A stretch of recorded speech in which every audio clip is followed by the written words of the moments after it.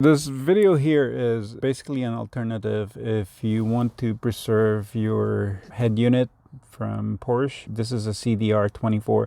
It doesn't have Bluetooth connectivity into it, but if you still want to be able to use Bluetooth and open up Android Auto or Apple CarPlay, this is what I did to be able to do that.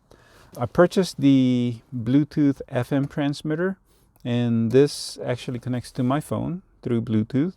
And then with the FM transmitter, it connects to FM station on your head unit.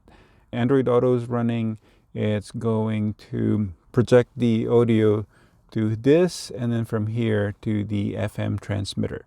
One other thing that I did is I installed this power source. This is only running if the ignition is in accessories or the car is running. I know that there are lighter ports in the Cayman over here, and then there's one in the glove compartment, and some cars actually have one on the side as well of the head unit.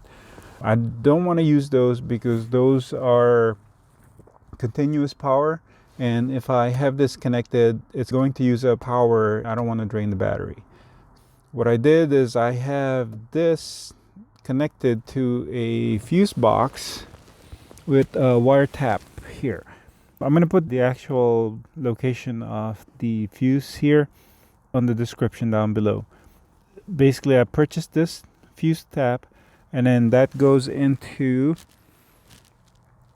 the power here, and then there's another black cable that goes into ground. The ground is located inside here. If you open this up, there's actually a screw that you can tap in for the ground. And then this also gives me two USB ports that I can use for charging my phone. So right now I have a USB cable connected to my phone, so it's charging while I'm utilizing the Android Auto, because this is a Google phone. So now I'm going to give you a demonstration of how it works. Hopefully this is something that would fit your need. I have the car on ignition, and you heard the audio through the speakers, and that came from this Bluetooth FM transmitter. That's when my phone connected to it. And now it actually opens up Android Auto, because I already have it set that when it pairs, it opens it up automatically. So all I have to do is pop this in here when I turn on the car, and then everything else would be set, and I'll just turn on my radio. Let's see if we can go somewhere. Let's see if we can hear the audio. The reason why I'm doing this video is because this was a quick fix for me, but I'm going to be replacing the head unit with an aftermarket head unit, and just wanted to make this video just in case any one of you would want to do that. Drive safely. So there's the audio. You heard the audio from the speakers inside the car. Like I said, I'm going to be replacing this head unit. This is going to be going away. This is a temporary fix for me. Some people may have this as a permanent fix, but this has been pretty good for me so far.